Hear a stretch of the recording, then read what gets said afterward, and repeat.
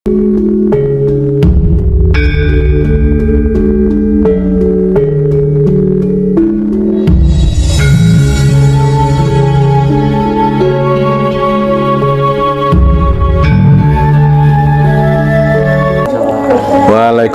warahmatullahi wabarakatuh. Teman-teman, pada malam hari ini saya bersama kru bertemu dengan Romo Edi Ronggo. Bagaimana kabarnya Romo? Ayu, alhamdulillah baik, sehat. Yeah. Romo, ini saya minta itu Romo, penjelasan dari sastra bedati Romo. Kalimat Bagaimana Romo itu? Wedaran tentang sastra bedati. Nggih. Sastra itu sastra itu kalimat, nggih. Kalimat. Adapun sastra itu kalimat, bisa diartikan bahasa, nggih, bahasa. Nah, pedati itu gerobak yang ditarik kerbau atau sapi. Nah, ini merupakan perwujudan daripada wadah. Jadi wadah atau wadak itu bisa diibaratkan tubuh, badan atau jasad. Maka bila sastra pedati itu dimaknai dengan bahasa tubuh, maka ada kalimat dalam tembang si pengung orang legewo sang soyardo deniro cacari wis. Nah niku nandara-ndara ngendukur guneme ora kaprah. Terus pungkasannya si wasis waskita ngalah ngelingi marang si pinging. Nah, si wasis adalah orang si pandai diam. Nah, ketika ada orang yang terlalu banyak bicara, terlalu banyak menguraikan, maka bahasa tubuh yang bicara.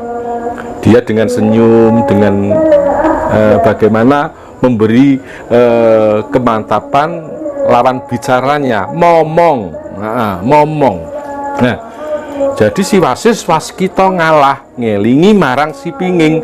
Artinya si wasis itu berdiam diri,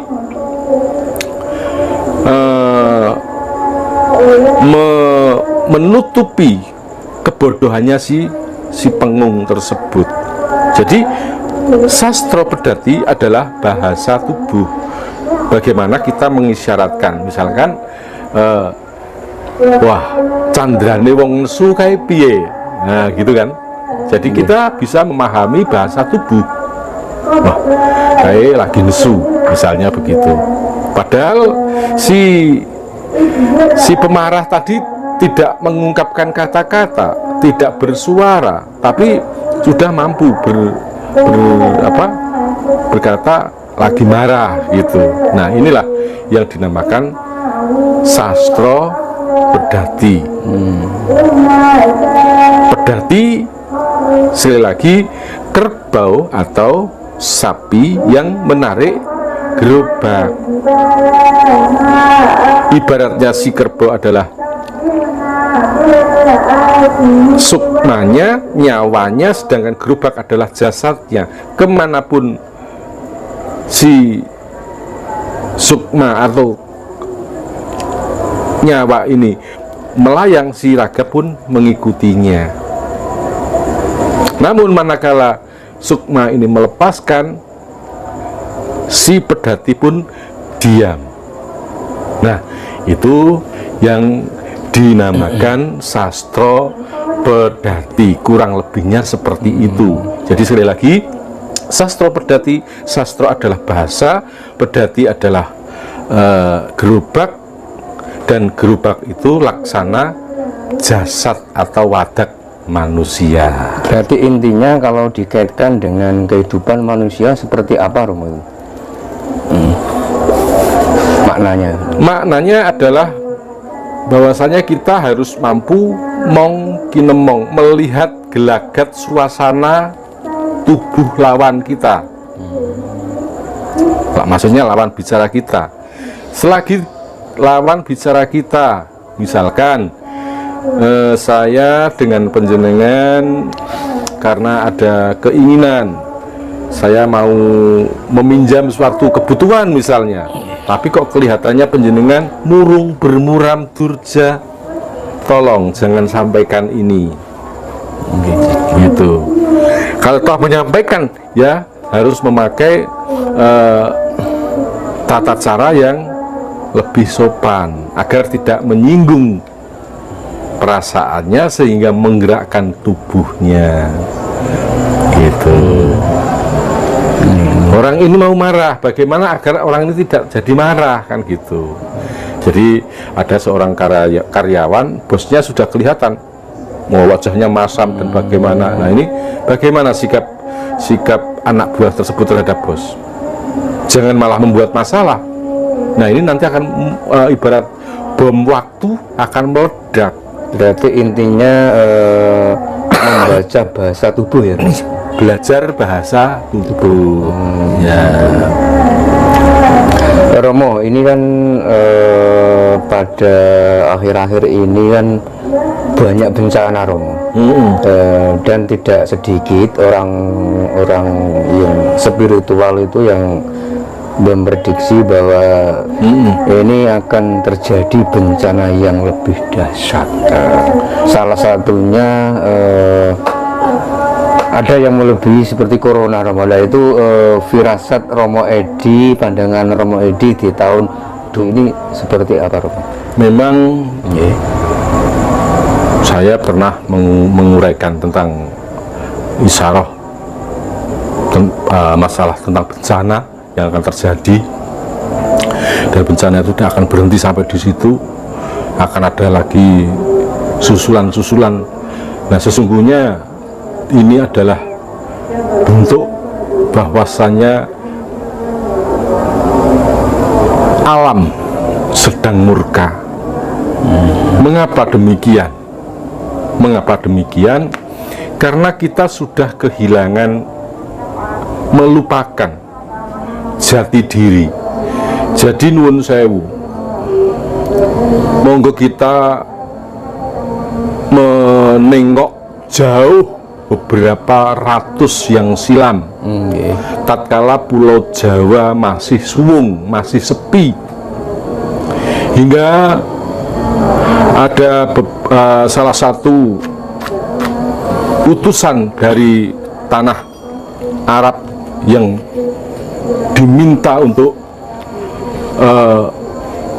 menenteramkan atau mencari pulau yang tentram dan damai. Namun ternyata, dan menurut isyarah yang diterima, tempat itu tidak lain adalah Pulau Jawud atau Pulau Jawa. Nah, tapi Pulau Jawa itu dihuni oleh banyak bangsa-bangsa makhluk astral, titah dari Allah yang terbuat dari api. Ini banyak mendominasi wilayah pulau tersebut. Maka dibuatlah tumbal untuk menumbali Pulau Jawa tersebut, sampai Pulau Jawa ini menjadi tentram, damai, loh jinawi. Meskipun berbagai tempaan, berbagai peristiwa yang terjadi itu kan urusan negara, sudah pasti dalam pemerintahan, baik dari zaman kerajaan manapun hingga negara manapun, pergeseran politik itu ada. Tapi masyarakat tidak semuanya terkena imbasnya. Jadi masyarakat tetap hidup sesuai dengan khitahnya masing-masing. Mengapa pada saat itu seperti itu? Karena orang-orang masih percaya dengan adanya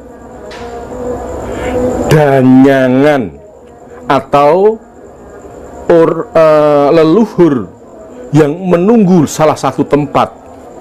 Ya kita ini percaya tidak percaya, kita hidup dalam dua alam.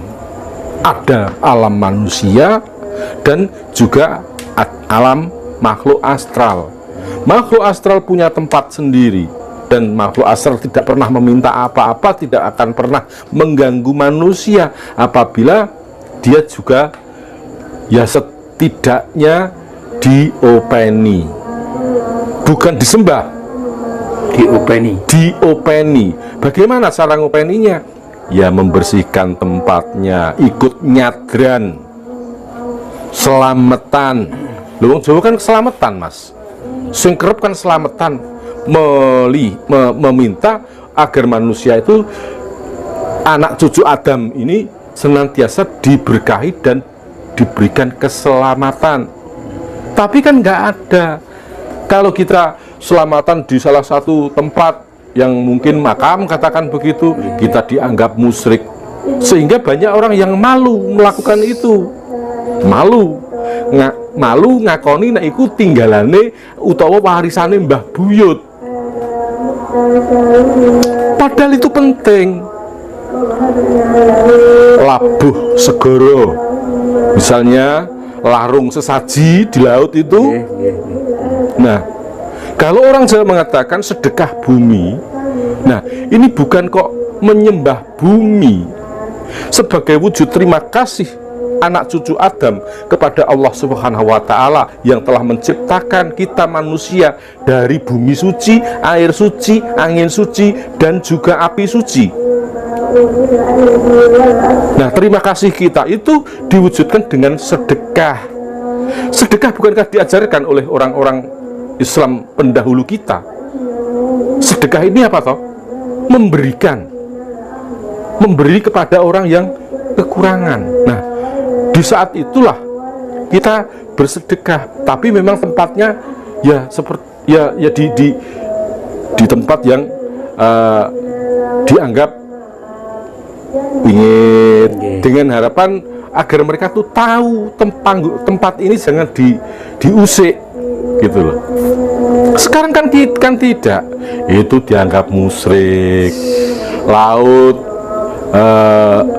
tidak pernah ada larung sesaji. Sedangkan ikannya diambil setiap hari, tidak pernah nandur loh. Tapi nggak pernah larung sesaji. Nah, laut itu juga ada yang menunggu, itu merasa dia memiliki perasaan juga sama seperti manusia. Saya rasa rumangsa duwe tapi dijupui ora ana imbal balike, nesu gitu. Makanya sampai terjadi rob atau banjir laut yang disebut tsunami dan lain sebagainya. Bahkan tidak sedikit kapal nelayan, kapal-kapal lain yang menjadi korban karena keegoisan kita sebagai manusia, sehingga yang tidak berdosa ikut larut dalam musibahnya. Ya, segala musibah itu jika dikembalikan itu semua adalah kehendak Allah, entek. Karena kalimat kalau sudah kun fayakun, apa yang terjadi terjadilah, entek, nggak usah dibahas lagi gitu. Tapi manusia apakah seperti itu? Hanya manut dan manut. Harusnya manusia itu ngulir budi, manusia diberikan akal gitu. Maka seperti tadi, kalau dulu-dulunya bumi Jawa ini ditumbali oleh Syekh Subakir, nah dilestarikan oleh anak cucunya, monggo saya mengharapkan, menghimbau kepada anak-anak saya, saudara-saudara saya, ayo tetap kita lestarikan apa peninggalan mbah buyut kita yang terdahulu.